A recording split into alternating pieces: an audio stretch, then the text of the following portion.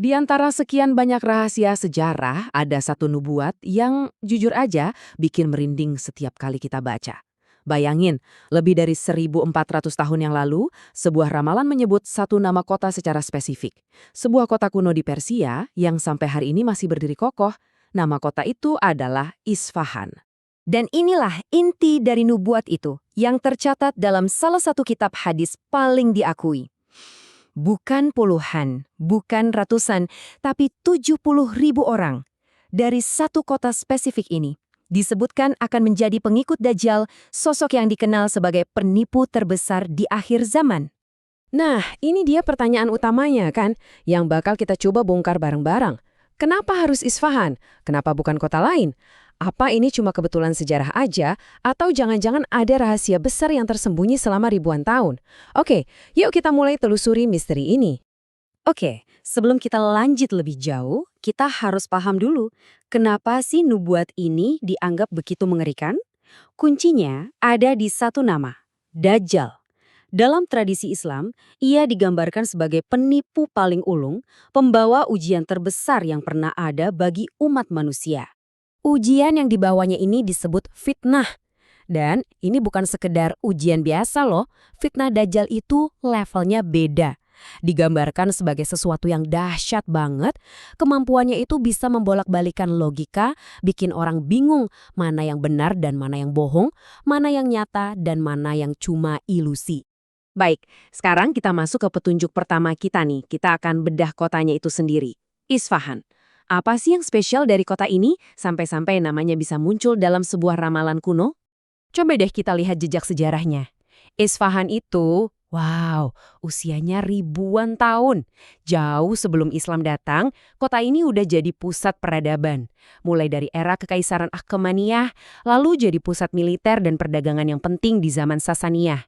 Posisinya yang super strategis bikin dia jadi pusat kekuasaan selama berabad-abad. Puncaknya itu di abad ke-17.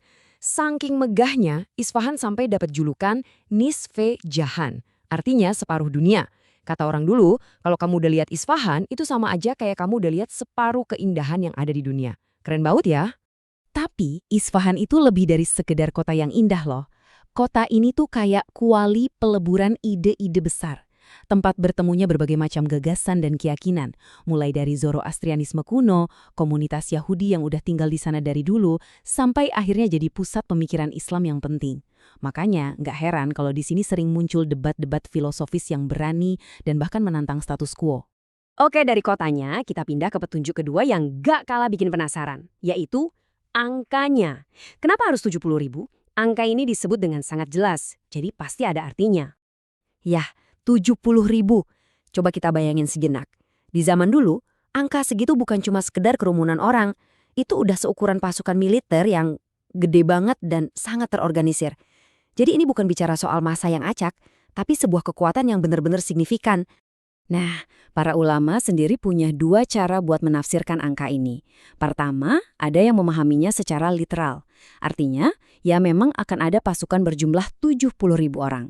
Tapi ada juga yang melihatnya sebagai simbol, karena angka 70 atau 70.000 dalam beberapa teks kuno itu sering dipakai buat menggambarkan jumlah yang banyak banget. Meskipun begitu, banyak yang condong ke arti literal, karena ada detail lain yang mendukungnya. Dan ini dia detailnya. Nubuat itu nggak berhenti di angka, tapi juga menyebutkan kalau mereka mengenakan pakaian khas Persia.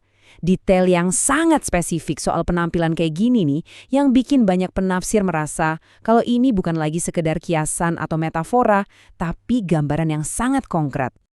Oke, dari masa lalu sekarang kita loncat ke era modern. Gimana sih peran Isfahan di dunia sekarang? Apa ada hubungannya sama nubuat kuno ini? Yuk kita lihat.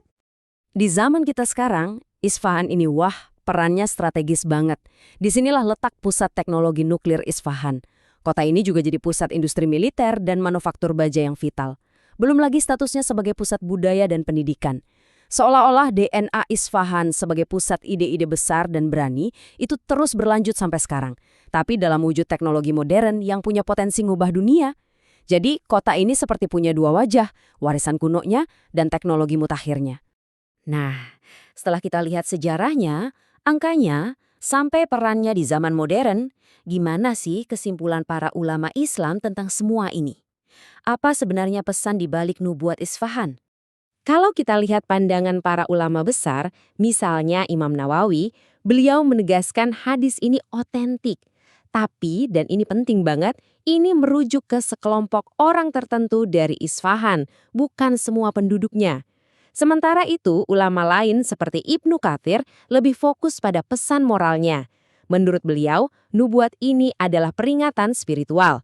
Kekuatan Dajjal itu bukan pada senjatanya, tapi pada ilusinya yang bisa menipu orang-orang yang imannya rapuh. Jadi, intinya bisa kita rangkum jadi 3 hal penting.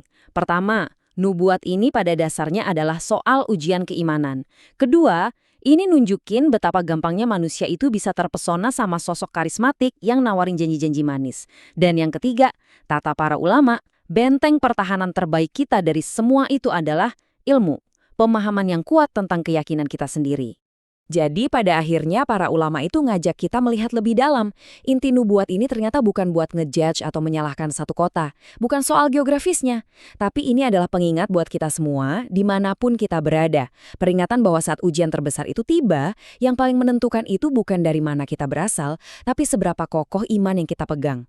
Dan semua ini membawa kita pada satu pertanyaan terakhir yang menarik untuk kita renungkan bersama.